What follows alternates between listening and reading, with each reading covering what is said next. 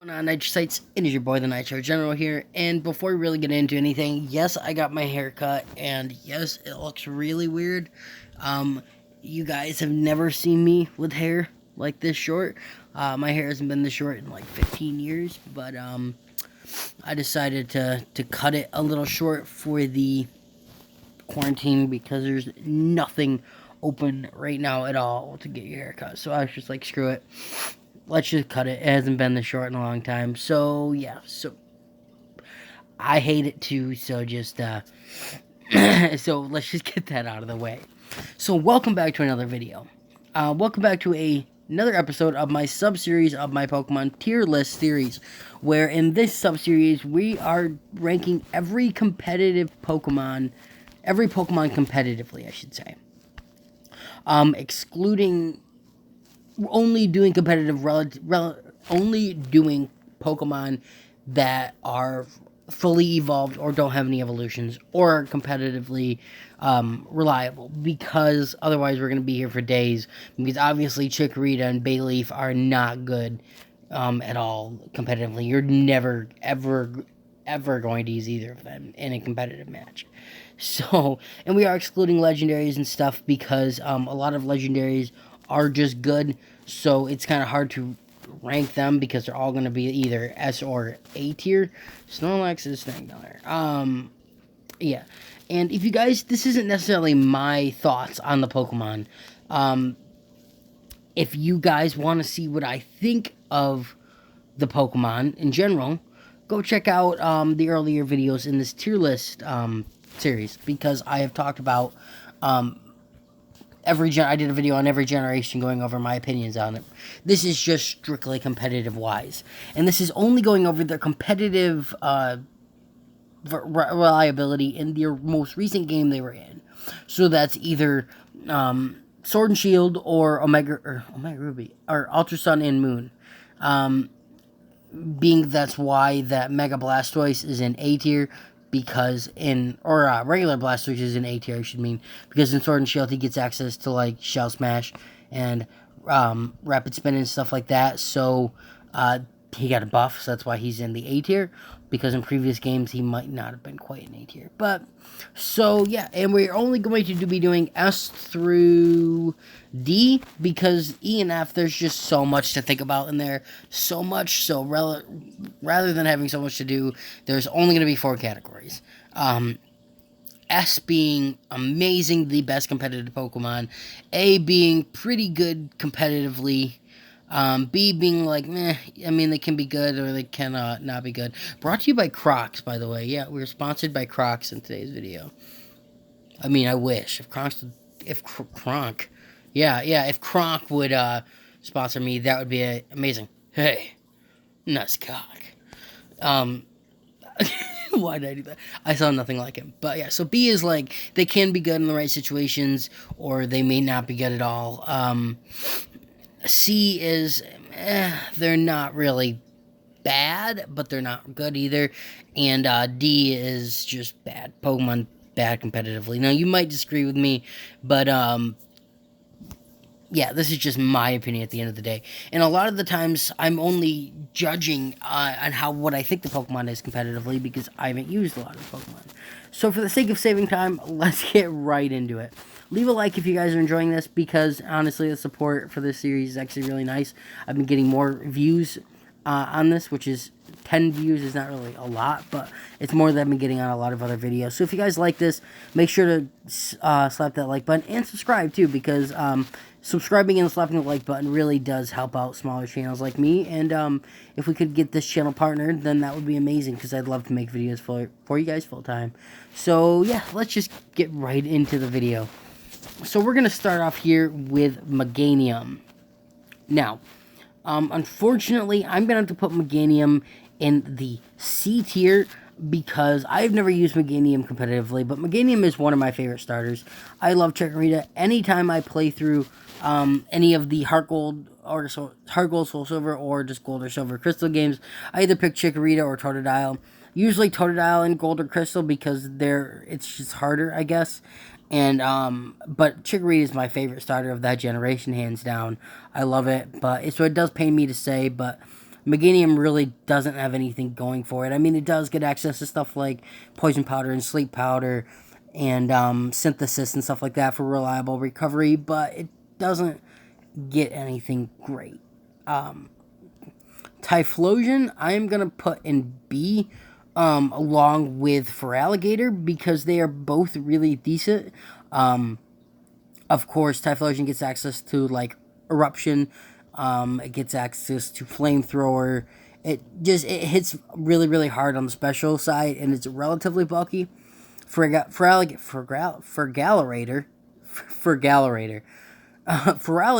is pretty good competitively. He's decently bulky. He hits like a truck. But he's not like super good. He does get access to stuff like Surf and Ice Fang and Ice Beam and stuff like that. I'm pretty sure he's a more physical attacker. I know he gets access to like Crunch and stuff, but neither of them are amazing, which is weird for their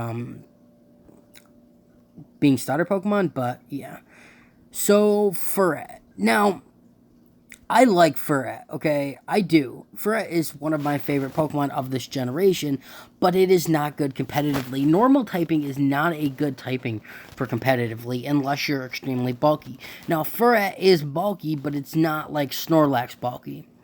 The only thing that Furret does have for it is that it gets access to a ton of different moves. And when I mean ton, I mean like Grass Knot, Flamethrower, Ice Beam, Shadow Ball, Earthquake. I think it gets Earthquake. But like, if you could think of a typing of a move, it probably gets one of those typings. I think it gets access to like access to like Iron Tail and stuff like that.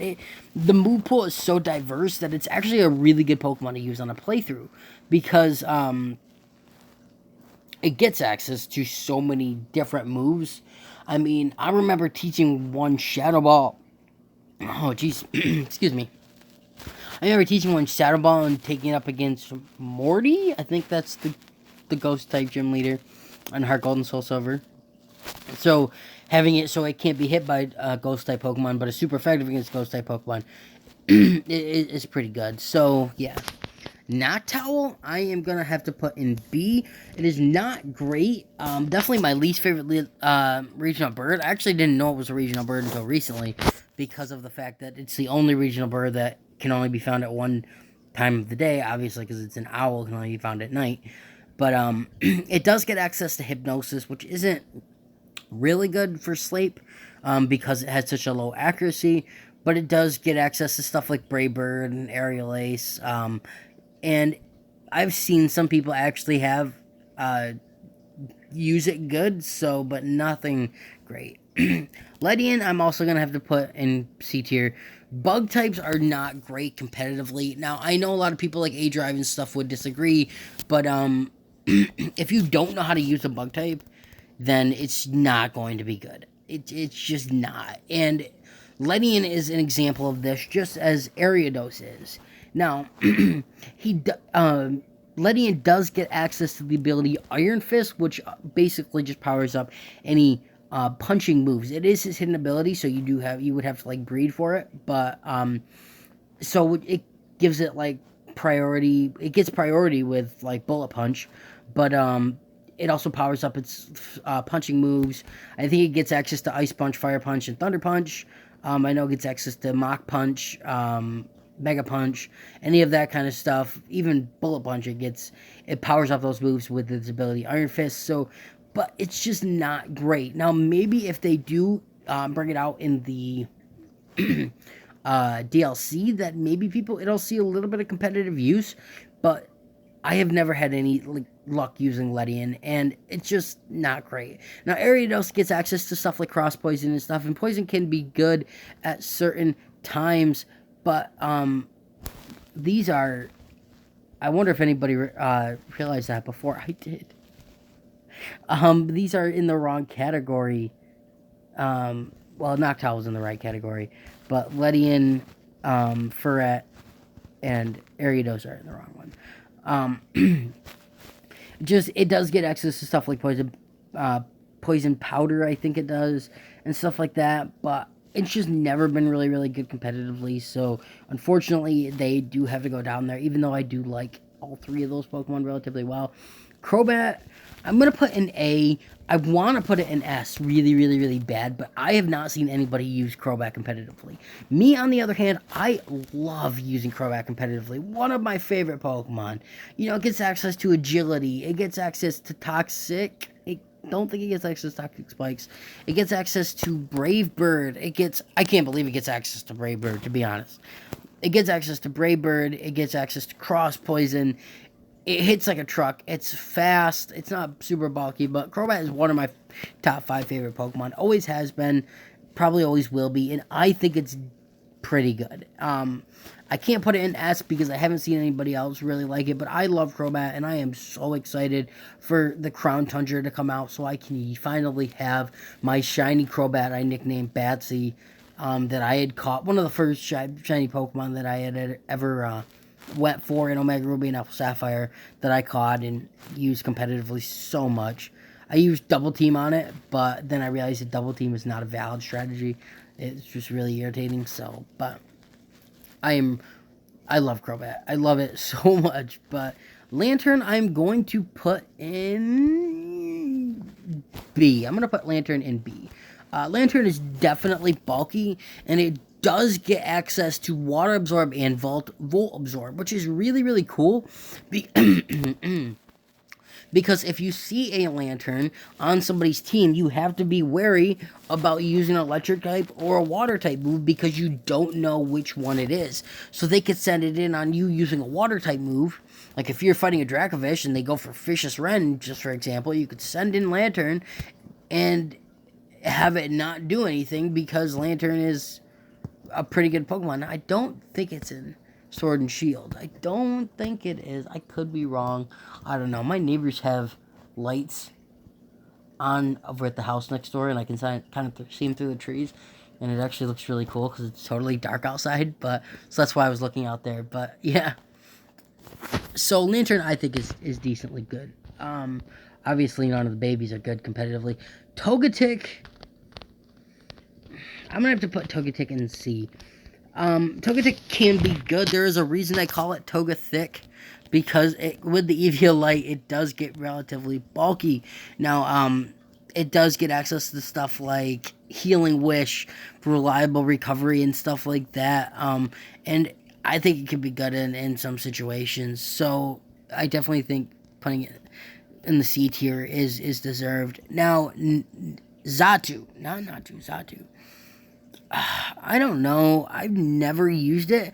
I'm going to put it in D for now, or C for now, just because it's not great, but it's not terrible either. At least I don't think it is.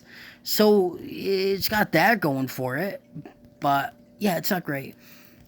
It does get access to like Brave Bird, and it does get access to Hypnosis, which again is not great, but Aerial Ace, stuff like that, Miracle Eye, but I've never seen anybody have a lot of use for Xatu, so. Ampharos. I'm going to put regular Ampharos in the B tier because it is decently bulky, and Mega Ampharos in the A tier. Usually their Megas are going to be either the same tier or A tier higher than them because they are better than their regular forms usually. Ampharos is pretty cool. It does get a lot of access to a lot of different moves. It does get access to like Thunder Punch and Fire Punch and Ice Punch. Of course, it's not a physical attacker, so nobody ever really runs those. It does get access to like Signal Beam and stuff, which is kind of cool. Discharge, Thunderbolt, Thunder, Cotton Guard, I believe it gets access to. I could be totally wrong on this. I might be talking on my ass, but I do think it does. It's so it's relatively bulky. Yeah, that's really all I have to say. But I think it can be decent. Bellossom, I don't know. I'm going to put in D because I don't think Bellossom is good. I don't. I'm sorry. I don't. It's a grass type. Grass type is one of the worst typings, especially competitively. It does get access to Poison Powder and Sleep Powder, but other than that, it does not have anything going for it at all. I do not think it's a good Pokemon, and I don't think anybody would disagree with that, but yeah. Azumarill we're putting in C tier only because it does have the fairy typing now, so it does get access to Moonblast, which is really, really good, and it can be decent in some situations. It's got relatively decent offensive stats. It's pretty bulky all around, but other than that, yeah. Sudowoodo is definitely D tier. He's never really had anything going for it. It does get access to like stealth rocks and stuff like that, Woodhammer, but it's not that good of a Pokemon either offensively or defensively. Yeah. Politoed. I'm gonna put Politoed. I'm gonna put Politoed in C tier. It is really good in rain teams because I do think it gets access to Rain Dish, which I believe which I know heals it with when it's raining. It is a good rain setter. I have seen some people use it. I love Politoed. I think it is an adorable Pokemon, and I like it more than I like Poliwrath. It's also got a really dope shiny, but I just don't think it's good competitively. Really, it's not terrible, but yeah. Jumpluff is in the same boat as Bellossom when it's a grass typing, but it is a flying typing now, which does give it immunity to ground type moves, even though it doesn't take that much damage anyways. But it gets access to Cotton Guard, it gets access to Mega Drain, stuff like that. But it's not a really good Pokemon offensively or defensively. I've never seen anybody have any use for it competitively at all, whether that's in Draft League or VGC. But yeah, Sunflora, there's no. Do I even have to explain it? No. I'm not even going to explain that. Sunflora, just trash. Trash. Quagsire, I'm going to put in B. Only because it's one of the only two Pokemon in Sword and Shield that gets access to Water Absorb, I think. No, gets access to I don't even remember what the ability is, but it is a water and ground type Pokemon, which means that it is immune to electric type attacks, which means that it only has one weakness, and that is grass, and it is 4 times weak to it. But if you do not have a super effective move against it, it's not going to be doing a lot of damage to it. It is relatively thick. Why didn't I just say bulky? I don't know, but it is relatively bulky. It doesn't hit great, super hard, but it gets access to stuff like Muddy Water and Earthquake and stuff like that. So it can be relatively well, but it's in the same boat as Gastrodon, being one of the only counters to Dracovish in the entire game. So there's that. But I'm going to put Umbreon and Espeon in the A tier. I think they are both fantastic Pokemon. They both hit really, really hard. Psychic and Dark is a really good typing. But they are also like relatively bulky, and they also hit pretty offensively pretty hard. You know, Espeon gets access to Psychic. You know, Umbreon gets access to Dark Pulse and stuff like that. They're really good Pokemon. They're relatively fast. Espeon is my favorite Eevee evolution. Or second favorite, because I love Sylveon.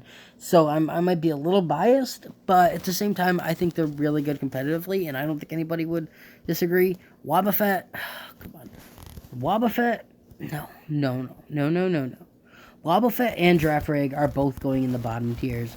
Even though they are psychic, both psychic types, neither of them are good. I mean, Wobbuffet, come on. I mean, Mirror Coat is the only thing that it has going for it.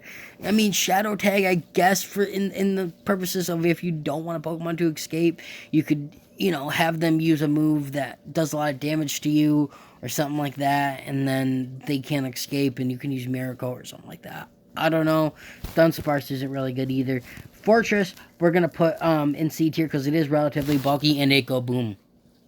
Yeah, and I have a passion for Pokemon that can go boom because I had a lot of success using a Fortress competitively because it go boom.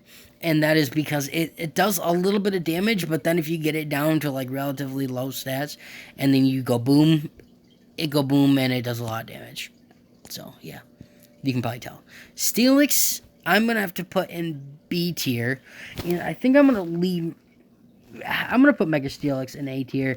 I think it's good. A lot of people would disagree with me, but I think it's good. It gets access to Stealth Rocks. You know, it gets access to Earthquake, Stone Edge, lots of stuff like that. It's got a super cool Mega Evolution. But, yeah. I mean, there's nothing. It's relatively bulky, I guess. It hits kind of hard, but... yeah, I've always liked Steelix, but that is where we're going to end today's video. I do not want to make this video way too long. Hopefully it's a little bit shorter than usual, but we will see. If you guys like this kind of tier list video going over competitive Pokemon, let me know. I would love to make more videos for you guys like this, but other than that, guys, that is really it from me. Again, leave a like, subscribe, all that good stuff. Hit that bell if you don't want to miss a video when I do post it. I'm gonna may have another video out tomorrow. I don't know. I'm surprised I got a video up tonight just because I've been a little bit busy cutting my hair and stuff. But, yeah, so you got a video up tonight. But other than that, guys, that is it for me. Like I say at the end of every video, I really, really hope you guys enjoyed, and I will see you in the next video. Nature General out. Peace.